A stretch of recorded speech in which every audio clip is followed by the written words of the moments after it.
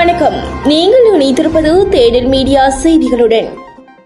தேடல் ஊடக கல்லூரி நடாத்திய சாதனையாளர்கள் விருது கௌரவிப்பு விழா கொழும்பு மருதாணி டவர்ஹோல் மண்டபத்தில் 2025 ஆண்டு பிப்ரவரி மாதம் 22ஆம் தேதி தேடல் ஊடக கல்லூரியின் தலைவர் SIM ஹம்தி அவர்களின் தலைமையில் வெகு விமர்சையாக இடம்பெற்றது. இவ்விழாவில் இலங்கையில் உள்ள சிரேஷ்ட சாதனையாளர்கள், இளம் சாதனையாளர்கள் மற்றும் தேடல் ஊடக வலையமைப்பு நடாத்திய பல்வேறு போட்டி நிகழ்ச்சியில் பங்கு பற்றி வெற்றி வகை சூடிய வெற்றியாளர்களும் அவர்களின் பெற்றோர்களும் என சுமார் 800 பேர் வரை கலந்து சிறப்பித்தனர்.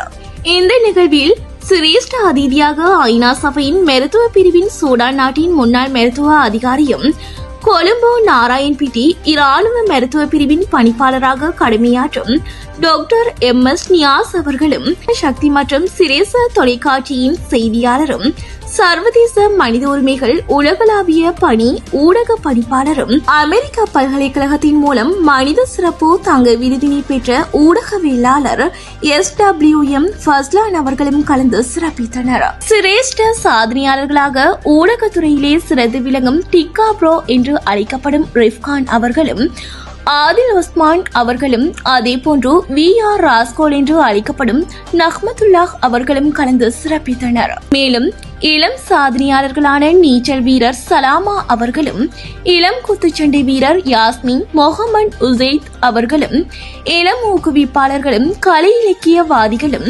ஓவியர்களும் கலந்து சிறப்பித்ததோடு அவர்களுக்கான சாதனையாளர்கள் விருது தேடல் ஊடக வலையமைப்பின் ஊடாக வழங்கி கௌரவிக்கப்பட்டது.